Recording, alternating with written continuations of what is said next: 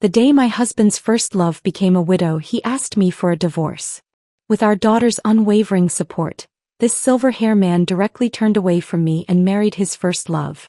Their wedding photos, brimming with happiness, became a viral sensation. When they posted them online, the whole internet world was captivated by their love story. And that was when I walked into their wedding banquet. He staggered toward me, his steps unsteady, yet his grip on his first love's hand remained firm. His voice trembled as he said, "Cynthia, don't ruin my wedding. Let's part on good terms." I smiled. "I'm not here to cause trouble.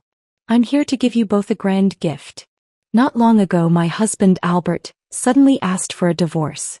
I was stunned. He was 70 years old. What could have possibly made him think this way? Albert didn't bother sugarcoating it. "Kristen's husband passed away. She needs me now. I want to spend the rest of my life with her." My first reaction was shock and heartbreak. But then, almost instinctively, I started questioning myself. Had I done something wrong? Was this just another one of his tantrums? Surely this old man was just being difficult again. Otherwise, how could he come up with something so outrageous? But no matter what I said or did, his mind was made up. He was determined to leave me. It all happened so suddenly, so quickly. Just 2 weeks ago, he was still sitting at home, glasses perched on his nose, reading the newspaper while waiting for me to bring him his meal. And now he was someone else's husband. I swept my gaze calmly across the room. The venue was packed. Albert's students, old friends, and Kristen's devoted readers and admirers filled the space. Among them, someone stood clutching a large bouquet of fresh flowers, preparing to present them to the happy couple. That someone was my daughter, Lisa. The moment she spotted me, she hurriedly shoved the bouquet into the hands of the person next to her and pushed through the crowd to reach us. Her voice carried a trace of frustration as she said, "Mom, what are you doing here? Today is Dad's big day. If you're here to make a scene, don't blame me for getting upset and ask you out. Dad and Aunt Kristen were forced apart for nearly 40 years because of you. Haven't you had him long enough?" "Because of me?" I instinctively questioned. "What kind of person do you think I am?" Lisa's clear, unwavering gaze landed on me, her tone indifferent as she said, "Dad is a scholar and expert. His students are spread all across the country. He's a man of influence. And you're nothing more than an uneducated housewife." Kristen gently tugged at Lisa's hand. "You shouldn't talk to your mother like that," she said. "A housewife who raised you and cared for your father all these years. She's had a hard life too." Lisa's expression softened slightly at Kristen's words. With a sigh, she muttered, "Sure, Kristen, if you say so." Then she turned back to me, still impatient but noticeably more restrained. "Mom, you shouldn't be here. This is Dad and Aunt Kristen's wedding. You don't belong here." She was eager to get rid of me, shutting me out before I could even get a word in. The next thing I knew, I was being ushered out of the hotel's grand entrance. As if worried I might turn around and come back, Lisa quickly added, "Mom, Barry will be getting out of school soon and there's no one home. Why don't you pick him up and take him to the playground?" The mention of my grandson, sweet little Barry, made me pause. I took a deep breath, forcing down the simmering rage inside me. For now, I would let it go. I turned around, exhaling deeply, and decided to go pick up Barry. Just then, a group of young people came rushing toward the hotel. In their haste, they accidentally knocked me over. One of them quickly helped me up, apologizing breathlessly. "Sorry, ma'am, we're in a hurry for the wedding." From a few steps ahead, his companion called out impatiently, waving excitedly. "Hurry up. Professor Albert and Ms. Kristen's wedding has already started. Stop wasting time talking to that lady. We're already late." I watched as they disappeared inside, their energy buzzing with excitement. The dazzling glow of the crystal chandeliers inside the wedding hall made my head spin. On the massive projection screen, their wedding photo shone brilliantly, the hashtag love knows no fear emblazoned beneath it. It felt like a slap to the face. I let out a bitter chuckle. In everyone's eyes, I was never a match for Albert. I was never good enough. But once upon a time, I was the one who should have had the chance to go to school. My father had taken every last penny of our savings and paid for the tuition of his best friend's orphan son, Albert. And to make that happen, I was forced to drop out. That night, I overheard my mother crying, trying to suppress her sobs as she told my father, "You should have let Cynthia go to college. If you don't, she'll end up just like me." My father only responded by silently puffing on his cigarette. But I hadn't been angry. Not even then. Instead, I had been happy for Albert. I had rushed to him, bursting with excitement, and said, "You can go to school now. And when you come home, you can teach me everything you learn in college, okay?" The first time Albert left for school, he kept looking back with every few steps as if burdened with guilt. But I had only found him annoyingly hesitant. Back in the countryside, I worked even harder alongside my parents, hoping that by autumn, we could sell more produce so I could buy Albert a gift. That winter, Albert had once held my hand and made a promise. "Cynthia, don't worry. Once I graduate and land a good job, I'll bring you to live with me. We'll have a good life together." But now he looked down on me for my lack of education, saying we had nothing in common. More than once he had told me, "Cynthia, why don't you read a book when you have time? Learn something. Otherwise, I'll be embarrassed to admit to my students that my wife is really lack of education and not knowing well." Every time he said that, I couldn't help but think, at my age with a household full of responsibilities, where was I supposed to find the time to sit and read? And whenever I refused, he would grow impatient, toss his newspaper aside and walk out the door, muttering Kristen's name as he went. "I'm going over to Kristen's for tea. Maybe I'll play a round of chess with Frank while I'm there." Now I finally understood.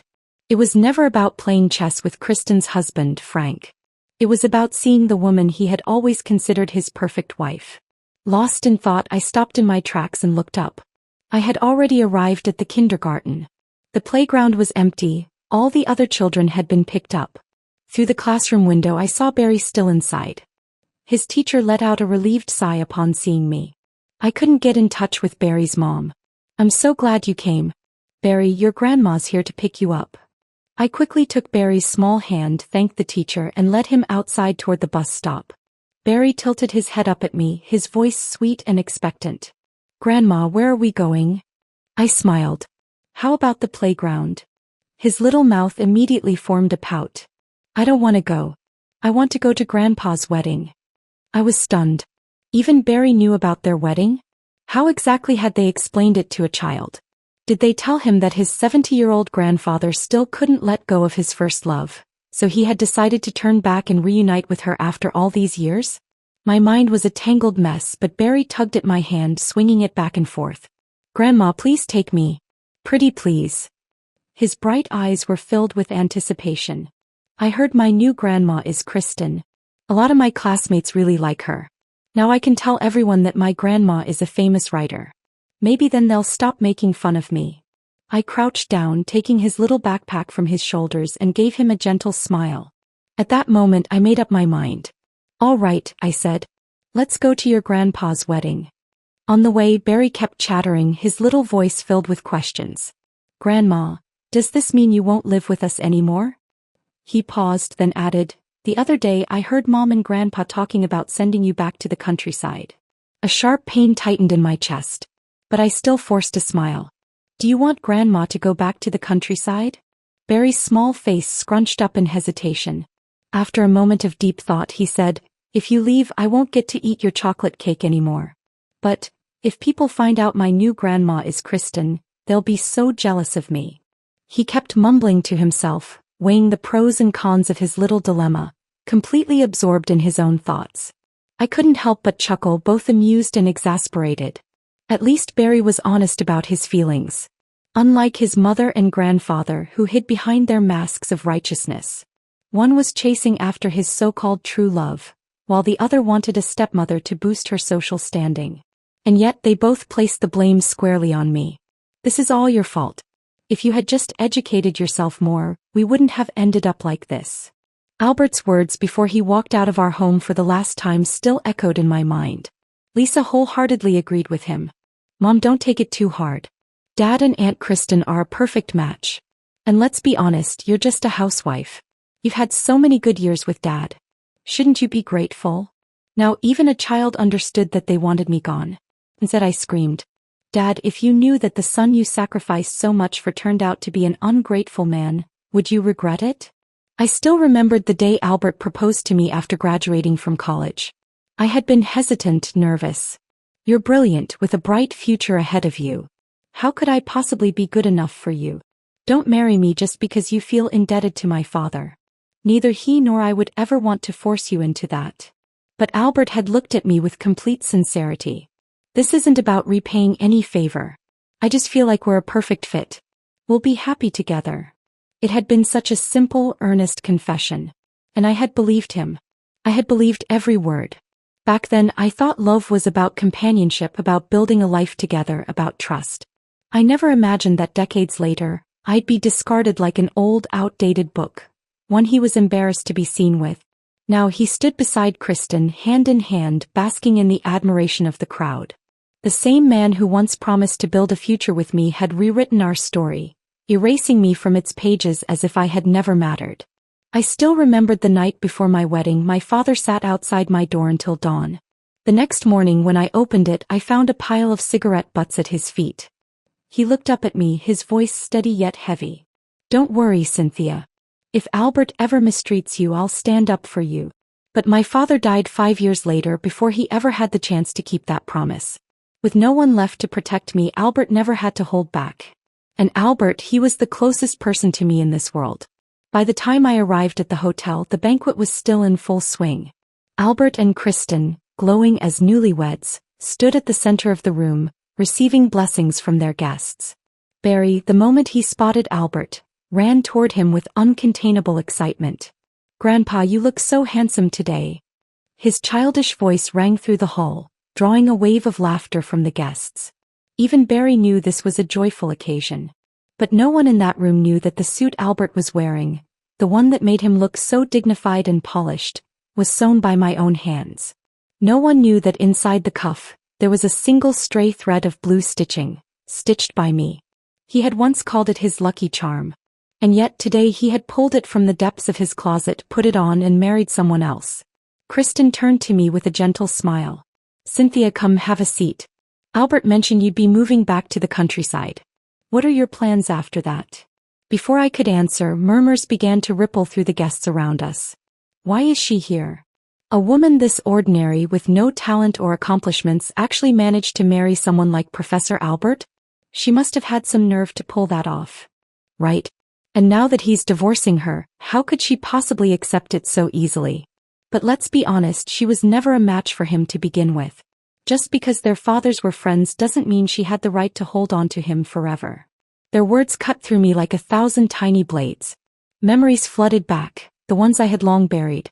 Like how, despite years of marriage, Albert never once allowed me to visit his workplace. Not even to bring him food, clothes, or important documents. Whenever I had no choice but to drop something off, he insisted I leave it with the security guard, claiming I was just the housekeeper. Or the time I had timidly asked him to recommend some books for me. His response had been cold and dismissive. "Do you even have the ability to read them? Stop wasting time. If you have time for books, you should be in the kitchen. We're hungry." To him, I was never worthy of knowledge. Because if I learned to read, if I broadened my mind, he wouldn't have an excuse to belittle me anymore. And without that excuse, how could he justify leaving me? How could he justify running back to his precious first love? "Mom, what are you zoning out for? Everyone's watching." Lisa's voice snapped me out of my thoughts. She let out an exasperated sigh. "Just leave already. Here, take $100, grab a cab and go home. Don't make a scene.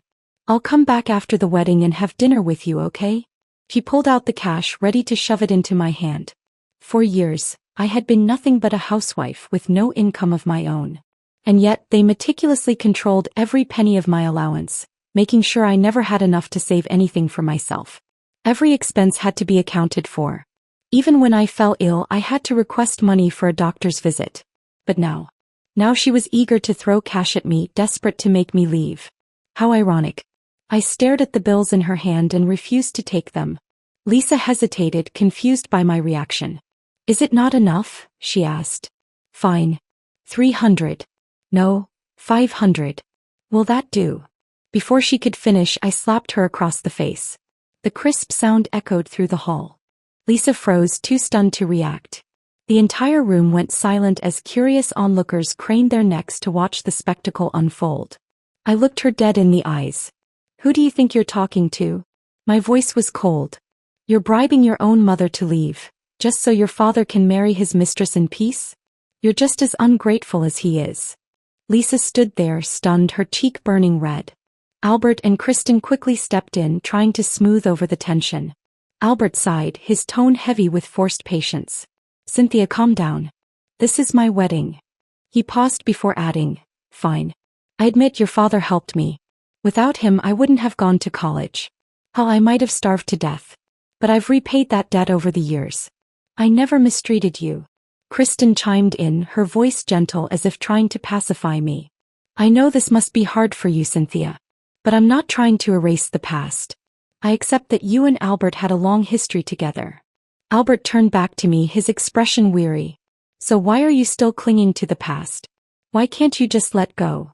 I let out a short, cold laugh. Half of what you said is true, I said evenly. You didn't mistreat me. After all, I didn't starve to death under your roof. But while you were off securing research grants, most of that money went straight to Kristen and her family. Murmurs rippled through the crowd. I continued, my voice unwavering. And after I gave birth to Lisa, you stopped sharing a bed with me. No, you stopped sharing a room altogether. You told me you needed a quiet space to focus on your research. That you didn't want to disturb me or Lisa's sleep. Even when Lisa was away, you refused to come near me. I met his gaze and tilted my head. Now I finally understand why. The murmur in the crowd grew louder. You weren't preserving your academic focus. You were preserving yourself for Kristen. A stunned silence fell over the room before the whispers erupted again. Oh my God, is she serious? I thought Professor Albert was forced into his first marriage. But now, even if he didn't love her, he was married to her. To treat her like that. Silent treatment for decades? That's just cruel. Albert's face darkened. His hands clenched at his sides as he shook his head. This is humiliating, he muttered. How could you say something like that in front of all these people? I raised an eyebrow. Oh, now you care about your dignity? I took a step closer, my voice sharp and unwavering. You've had decades of dignity, Albert. Where was that dignity when you were sneaking behind Frank's back? When you and Kristen were running around behind her husband's back, keeping your little affair alive? The moment the words left my mouth, the entire banquet hall erupted. Gasps, whispers, scandalized murmurs.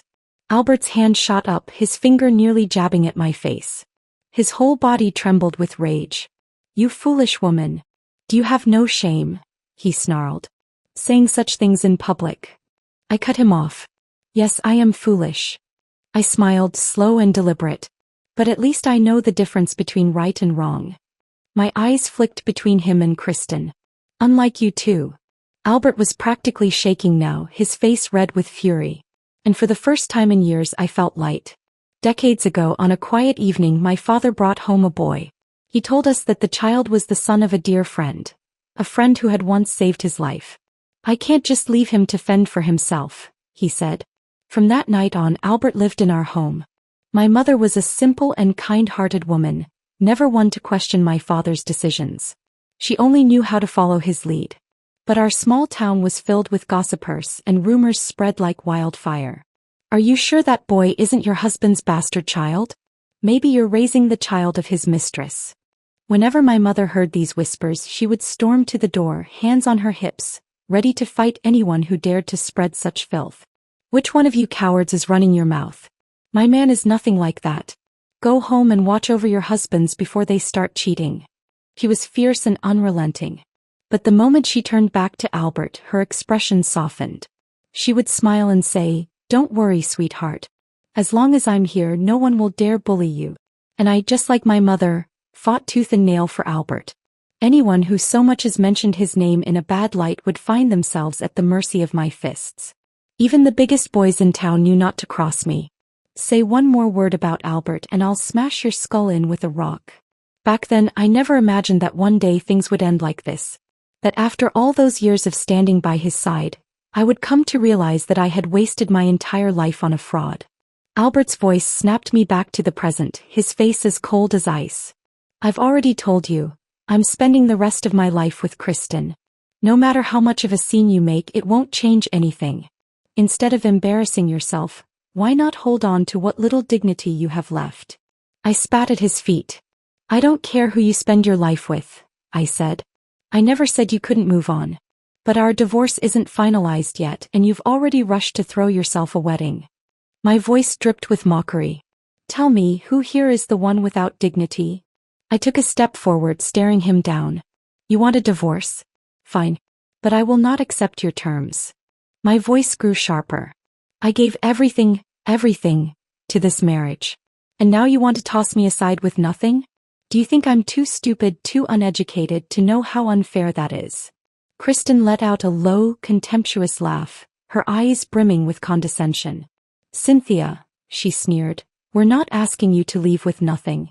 It's just that, well, maintaining a household for all these years has been expensive and there isn't much left. But don't worry, when you move back to the countryside, Albert will still send you a living allowance. And I'll even help cover the costs to renovate your old house. Her words sent a ripple through the crowd. The murmurs turned into open disdain. Oh, so that's what this is about. She just wants money. Figures. I knew she wouldn't let go so easily. What a schemer. What a disgrace. Clinging on to him for dear life even after he's moved on. I let out a cold, bitter laugh. I thought I was standing in a room full of intellectuals, I said slowly, my voice dripping with irony. But it turns out you're just as ignorant as they are. My gaze swept across the crowd. You're no different from these two ungrateful, self-righteous hypocrites. I laughed again, softly this time. Then I turned back to Kristen and Albert, my smile razor sharp. You want to play it this way? Fine. I tilted my chin up. I'll see you in court. I may be 70 years old, but at least I've lived long enough to finally see things clearly. If nothing else, I can say I've truly understood life before it ended. I didn't argue with them anymore. I simply turned and went home. While they were still busy celebrating, I packed my belongings. That's when I realized I had almost nothing to take with me. A single suitcase barely half full. When I was done, I dragged it to the front door only to run into them just as they returned. Lisa was the first to speak. Mom, you can stay at the house for a while if you want. We're leaving for a short trip anyway. Her tone was casual, as if we hadn't just stood on opposite sides of a battlefield. Kristen's new book launch was happening in the next city over, and apparently they all wanted to make a trip out of it. I had never expected my daughter to be so close to Kristen. I let out a soft laugh and shook my head. Well, I hope you all have a wonderful trip. I wasn't angry. I didn't argue. That seemed to unsettle them more than anything else. Albert cleared his throat, his voice careful. Cynthia, I know you're a reasonable person. Just don't do anything foolish, all right? Even Lisa, who had always treated me with thinly veiled contempt, looked somewhat uneasy. Where are you going? She asked. I'll drive you. Lisa had never offered to drive me anywhere. Even when I'd asked for a ride to the market, she would always refuse, too embarrassed to let anyone see her scholar father's illiterate wife. And yet today she was suddenly volunteering to take me somewhere. Guilt maybe? I looked at her, my expression unreadable. That won't be necessary, I said evenly. You should stay here and bond with your new mother. After all, you'll need her influence if you want to keep climbing that social ladder. My words carried the sharp edge of sarcasm. Lisa's lips parted slightly as if she wanted to say something, but I didn't wait to hear it. I turned away without a second glance and walked out of that house. That night I saw Lisa's latest post online, a family portrait. In the photo, Lisa leaned in close to Kristen, their faces pressed together like mother and daughter. If Kristen had ever had a biological daughter, she wouldn't have looked any different. But Kristen couldn't have children. She had fallen gravely ill when she was younger, and the illness had left her infertile. Frank, however, had adored her, cherishing her even more after her sickness. He had loved her fiercely, devotedly, never wavering. And yet, even as I thought of Frank's unwavering love, all I could feel was pity for him. Because if Kristen had never given Albert any hope, he wouldn't have proposed to her the moment Frank was gone. The truth was obvious. Those two had been involved long before Frank ever passed. I contacted a lawyer to draft a new divorce agreement. After listening to my story, he was furious. Ma'am, in your situation, we must expose him as the at-fault party in this marriage. Otherwise, if he argues in court that he supported you all these years, it could put you at a disadvantage when it comes to dividing assets. With his guidance, I recorded a short video and uploaded it to social media. In the video I laid everything out, the decades I had spent with Albert, the sacrifices I had made, and how I was being discarded like an old, useless object. I don't want him back. I just want what I'm owed. That last line was something my lawyer insisted I add. At first I was worried. After all, at the wedding, plenty of guests had already called me shameless for daring to show up. Surely the internet would tear me apart even worse. But to my surprise, the reaction was nothing like I expected. Wait, isn't this the woman from that high-profile wedding? The OG wife. Grandma, you did the right thing. You have to fight for your rights. You sacrificed everything for him and now he wants to toss you aside with nothing? Hell no. The comments poured in and with them the tides shifted. It's not even about money. She gave up her education for him, dedicated her entire life to being a housewife, and now he wants to send her to the countryside with nothing? That's just evil. As the video gained traction, my phone rang. Albert. I answered, already knowing what he was going to say. Cynthia. His voice was tense, his tone rushed. You want money? Fine. I'll give it to you. Just stop encouraging people to attack Kristen. Do you even know? She's been crying so much her eyes are swollen. In the background I heard Barry's small voice, choked with sobs. Grandma's bad. Grandma only wants money. Grandma is bad. If this had been before, those words would have broken me. But now I just smiled. Calmly I said into the phone, I've had my lawyer draft a new divorce agreement. Sign it and once we're officially divorced I won't bring this up again. Albert was silent for a long moment. Then finally he exhaled. Fine. And with that he hung up. Just when I thought this ordeal was finally coming to an end, Lisa made a post on social media. My mother has been a housewife all her life, but she has a domineering personality. My father and I lived under immense pressure because of her. In her video she kept hinting that my father cheated. But let me ask, how could he have possibly cheated? He's 70 years old. He spent his entire life trapped in a hopeless marriage. Only when he felt that his days were numbered did he finally work up the courage to ask for a divorce.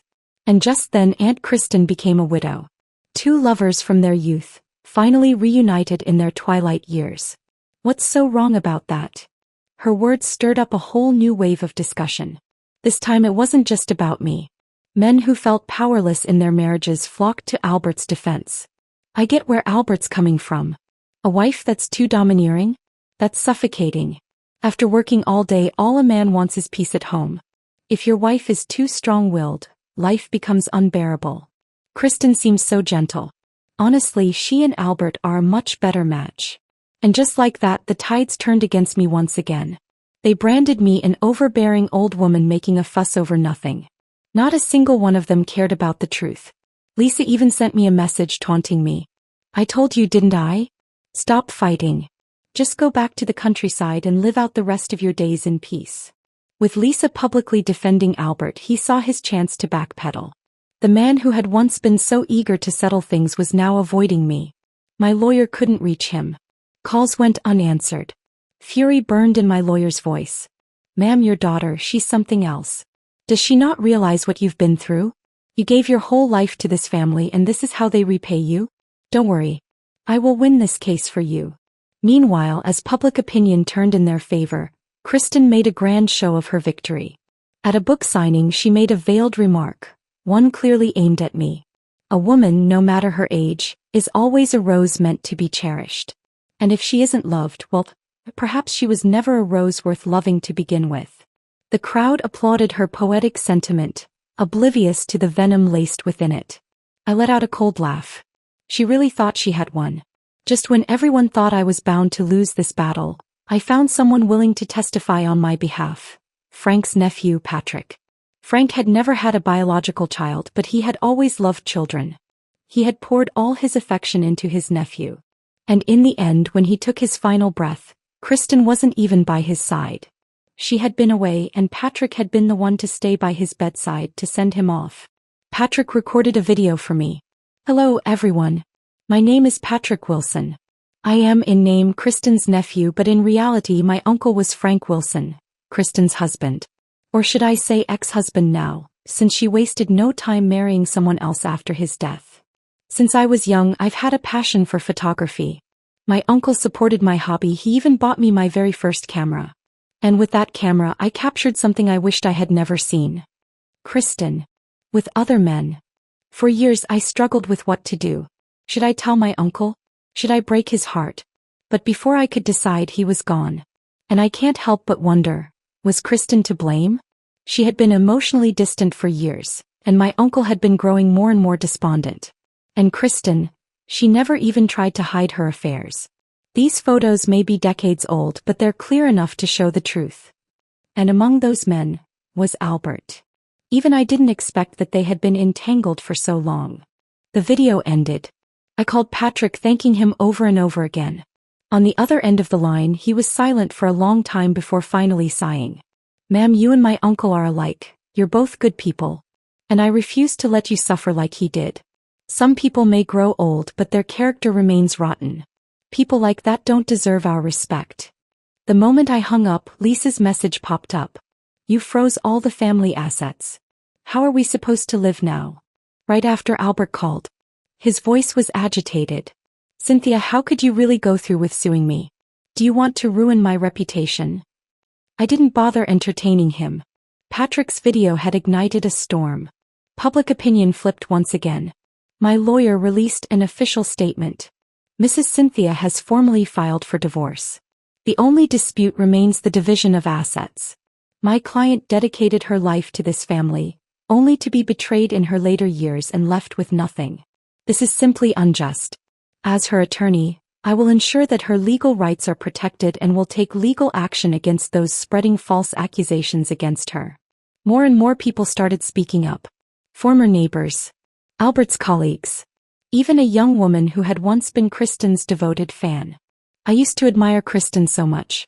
But after learning the truth, I can't believe I ever saw her as an inspiration. That one simple sentence carried an enormous weight. Kristen's books were pulled from shelves. Several publishing houses publicly severed ties with her, issuing statements condemning her actions. Integrity matters as much as talent. We value literature, but we value morality just as much. Both are indispensable. Then one evening there was a knock at my door. I opened it to find Albert and Kristen standing there. Kristen's knees buckled the moment she saw me, and she nearly threw herself to the ground. "Cynthia, please, I can't take this anymore. I'm begging you, let us go, let this go." Albert stood beside her, his face flushed red with humiliation. For a long time he said nothing. Then in a low voice he finally muttered, "If you leave Kristen alone, I'll come back. We can go back to the way things were." I stared at him for a moment before letting out a short laugh. "You really think too highly of yourself, don't you?" His eyes flickered. "You actually believe I'm doing all this just to get you back?" I smirked. "Albert, the day you asked for a divorce was the day I stopped considering you my husband. I'm not trying to win you back. I'm simply taking back what I deserve, for myself and for my parents who gave up so much for you." Albert's face darkened further. Kristen was still kneeling, quietly sobbing. I lifted my foot and lightly nudged her. Caught off guard, she stumbled to the side, looking up at me in shock. After all, despite the way they had slandered me, claiming I was aggressive and domineering, I had never once laid a hand on any of them. I had endured everything they threw at me without ever retaliating. But now I was done enduring. I looked down at Kristen and smiled. "Enough with the act. We both know you don't mean a single word of that apology." Her breath hitched. He knew it too. At this point, staying with Albert was her only option. Without him, she had nothing, not even someone to care for her in old age. And Albert? I knew him too well. He was already planning his next move. Sure enough, he cleared his throat and tried again, his voice softer this time. "Cynthia, I really do regret everything. Let's just put this behind us, okay?" At that moment, Lisa's name popped up on my phone. "Mom, Dad and Kristen went to see you. Are you guys talking? Dad says they're there to apologize to you." I typed back. "Yes, your parents are here. Your mom is crying." Lisa responded almost immediately. "What? My mom isn't you? You're not crying." I stared at the message for a second before chuckling coldly. They really were shameless. Without hesitation, I blocked Lisa's number. This mother-daughter relationship had come to its end. Half an hour after Albert and Kristen left, my lawyer called. "Albert has agreed to sign the divorce papers," he informed me. I wasn't surprised. Albert had spent his whole life obsessed with his reputation. There was no way he would drag himself to court over a divorce in his 70s, especially not against a woman who had once been his benefactor's daughter. He couldn't afford that kind of humiliation. The settlement was simple. The house would remain his, and aside from the cash in our accounts, he would compensate me with an additional $300,000. It wasn't a fortune, but I knew it was all he could give. With that money, I bought a piece of land in the countryside and built a farmhouse restaurant. I grew my own vegetables, raised chickens and ducks, and slowly word spread about my little retreat. People loved the quiet atmosphere, the clean, pesticide-free produce, the fresh eggs. Over time, my small business gained a reputation and more visitors came. On Thanksgiving Day, I was going over the accounts in the farmhouse when someone recognized me. A young woman approached hesitantly. "Excuse me, ma'am," she whispered as if sharing a secret. "Are you that brave divorced grandma?" There was a glimmer of curiosity and admiration in her eyes. It took me a moment to register what she meant, but when I did, I smiled and nodded. She lit up. She was one of Albert's former students, and a former fan of Kristen's books. She admitted that after the scandal broke, she had felt utterly disillusioned, unsure of which so-called intellectuals could still be trusted. "But when I heard about your story," she continued, "I felt inspired. You proved that even at 70 you can start a new life. We all think you're incredibly brave." Through her, I learned about what had become of Albert and Kristen. The fallout had been immense. The scandal hadn't just faded, it had left a permanent stain. Albert, who had been working at his old university under a special contract after retirement, was terminated without ceremony. The school quietly removed his portrait from their walls, erasing his legacy. Kristen's books were all pulled from shelves. Lisa had planned to use Kristen's reputation to climb the social ladder, secure a better job, and elevate her status. But now, that dream had crumbled before her eyes. Without Kristen's influence, she had nothing left to leverage. And in the end, her resentment toward Kristen grew even harsher than the disdain she once held for me. As the months passed, Lisa's life began to unravel. The social circle she had tried so hard to climb into, using Kristen's name as a ladder, soon saw through her intentions. Her ambition, once masked as admiration for Kristen, turned into bitterness and disdain as her own plans crumbled. Lisa's once hopeful career path now seemed blocked. The scandal surrounding her family only made her more of an outcast. Attempts to land a new job were met with cold rejections. And with her strained relationship with both Kristen and Albert, her status continued to dwindle. The higher she aimed, the further she fell. One evening, Lisa called me, her voice tense, the words barely more than a whisper. "Mom, I messed up. I've lost everything." I didn't answer right away. There was no satisfaction in hearing her confess, only a quiet recognition that she had finally faced the consequences of her choices. "I told you," I replied softly, "you can't climb on the backs of others to get ahead. What you wanted was to take from others, but in the end, it's only left you with nothing." She didn't respond, the silence on the other end thick with regret. I knew there was nothing more I could say to her. She had to face the consequences of her own actions now. As for me, life had begun to feel more like I had imagined in my youth. The quiet, peaceful days in my countryside retreat were a far cry from the suffocating years I had spent chasing approval and acceptance from people who never truly valued me. I had built a life that was mine, free from manipulation, from betrayal, from the weight of unspoken expectations. I spent my days growing the farm, experimenting with new recipes for the restaurant, and occasionally meeting other women who, like me, had reinvented themselves later in life. The satisfaction of seeing my hard work flourish was more fulfilling than any status or recognition I'd ever sought. I realized that happiness wasn't about proving others wrong or seeking revenge. It was about creating a space where I could truly be myself. Looking back, I had paid a steep price for the lessons I'd learned. But I'd never felt more at peace with who I was and the life I'd built. As I stood on the porch one evening watching the sun dip behind the hills, I knew that this was the start of something better. Something all my own. And that was enough.